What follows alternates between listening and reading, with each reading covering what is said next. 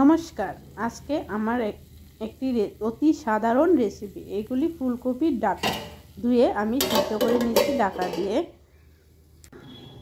সিদ্ধ হওয়ার পর একটা কড়াইয়ে তেল গরম করে পেঁয়াজ ফোড়ন দিয়ে দিলাম। পেঁয়াজটাকে লাল লাল করে ভাজতে হবে। আমি পেঁয়াজটাকে লাল লাল করে ভাজার জন্য নেড়ে দিচ্ছি। মিক্সচারে কপির ডাঁটা আর মিডলের যে মাঝখানে সাদা অংশটা থাকে এটাকে ভালো করে মিক্সচার করে নিলাম সিদ্ধ করার পর।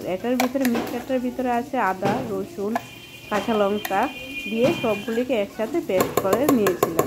এই ভিডিওটা দেওয়া হয়নি, তার জন্য দুঃখিত। এখন আমি পেঁয়াজটা লাল হয়ে গেছে, এই মিক্সচারটা পেঁয়াজটার ভিতরে ঢেলে দেব।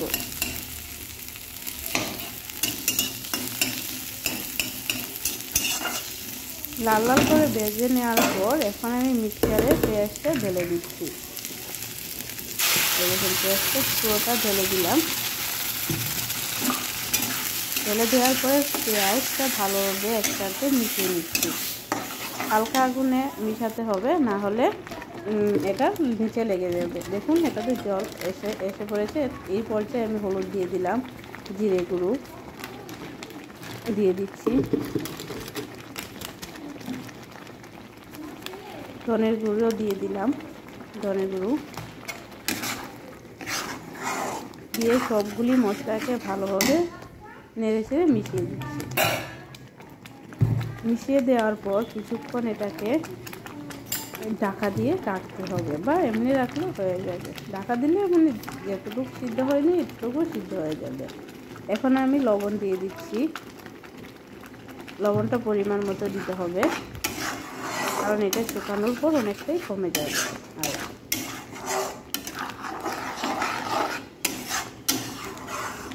নেড়ে চেড়ে লবণ মশলাগুলিকে একসাথে মিশানোর পর দেখুন কালারটা কি ভালো এসেছে।